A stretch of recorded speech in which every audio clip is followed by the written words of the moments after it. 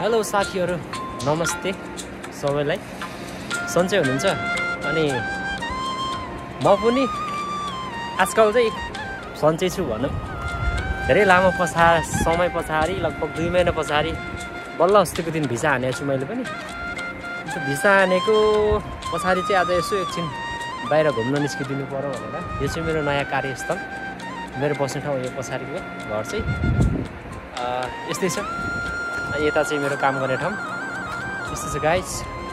अहिले चाहिँ म यसो के छ त परतिर भनेर घुमेर आउँ न त भनेर। यो चाहिँ भोटे काकाले किनिदिएको है एउटा। अनि त्यसको लागि चाहिँ म अहिले अब टक्क अब गियर हान्ने बानी हो नेपालमा त, अब यो छैन। त्यो भएर यसो खुट्टा हाल्ने कुदाउने गाइस। अब यस्तै छ, घुम्न हिँडे है बसेँ। ल म चाहिँ यस्तो यो काम गर्ने एरियादेखि अलिकति परतिर के रहेछ त, कस्तो रहेछ त यहाँको पनि।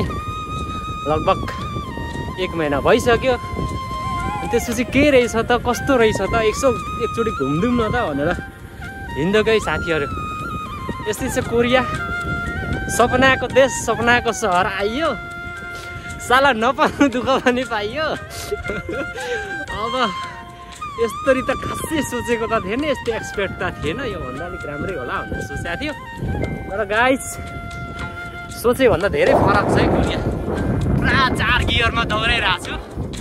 यस्तो छ है गियरवाले हो। भोटेले धन्न यति ल्याइदिएछ।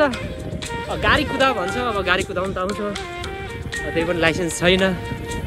अब लामो समय बस्नुपर्ने मान्छे आफू, भोलि के हो भनेर गाइस।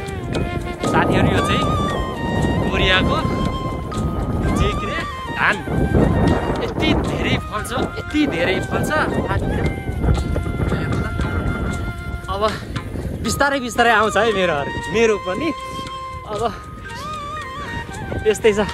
तर खुट्टा दुख्दो रहेछ यार, खुट्टा गलो यार। नेपालमा गियर हान्ने बानी, यहाँ अब खुट्टाले यहाँ चाहिँ पाइडल पेर्नु पर्ने हो, त्यही भएर अलिक गाह्रो भयो। ल साथीहरू यस्तै छ।